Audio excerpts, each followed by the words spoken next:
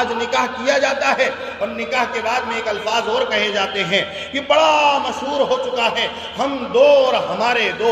اب تو یہ فی الحال طور پہ حکومت کے تعلق سے بھی چل چکا ہے کہ ہم دو اور ہمارے دو، اس کے آگے نہیں بڑھنا۔ یہ اب اکثر لوگوں کا مسئلہ ہے کہ دو بہت ہیں، اس سے آگے نہیں بڑھیں گے۔ اللہ اکبر نہ، اور ان سے پوچھئے جن کے پاس اولادیں نہیں ہوتی ہیں، ان سے معاملات پوچھئے، لیکن اللہ کے حبیب صلی اللہ علیہ وسلم نے ہم دو اور ہمارے دو کو پسند نہیں فرمایا۔ اللہ کے حبیب صلی اللہ علیہ وسلم نے ہم دو اور جو ہمارے دو کی جو مثال چل رہی ہے، اس کے تعلق سے اللہ کے حبیب صلی اللہ علیہ وسلم نے نہیں فرمایا کہ مجھے یہ پسند ہے۔ اللہ کے حبیب صلی اللہ علیہ وسلم نے فرمایا تزوج الودود الولود۔ اللہ کے حبیب صلی اللہ علیہ وسلم نے فرمایا انی مکاثر بکم الامم۔ اللہ کے حبیب صلی اللہ علیہ وسلم، میرے اور آپ کے ابا جان کے نہ میرے ابا جان کے الفاظ نہیں ہیں جو آج یہ کہہ دیتے ہیں ہم دو اور ہمارے دو، اس سے آگے نہیں بڑھنا۔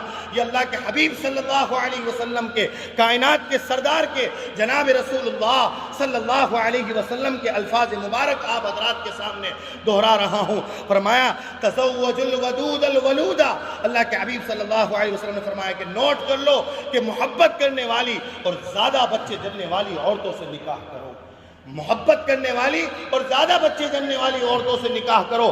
پھر اللہ کے حبیب صلی اللہ علیہ وسلم نے جو آگے ارشاد فرمایا وہ ہمارے کانوں میں پڑھنے چاہیے الفاظ، وہ ہمیں سننا چاہیے اور اس بات پر ہمیں ہمیشہ آمادہ ہونا چاہیے اور سوچنا چاہیے کہ ہم دو اور ہمارے دو کی جو یہ مثال ہے اس کو ختم کرنا چاہیے۔ اللہ نے اگر آپ کے مقدر میں اولادیں دے رکھی ہیں تو اولادیں ہونی چاہیے۔ فرمایا اللہ کے حبیب صلی اللہ علیہ وسلم نے فَإِنِّي مُكَاثِرٌ بِكُمُ الامم۔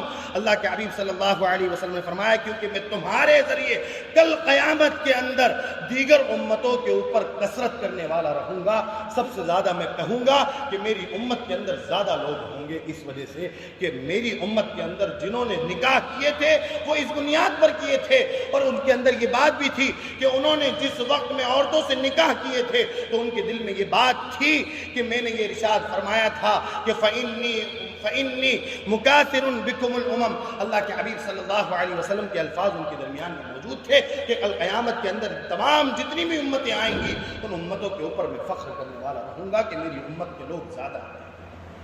آج لوگ روک لگاتے ہیں، لوگ رک جاتے ہیں، یہ تمام چیزیں دیکھی جاتی ہیں اور ہم دو اور ہماری دو کی مثالیں دی جاتی ہیں۔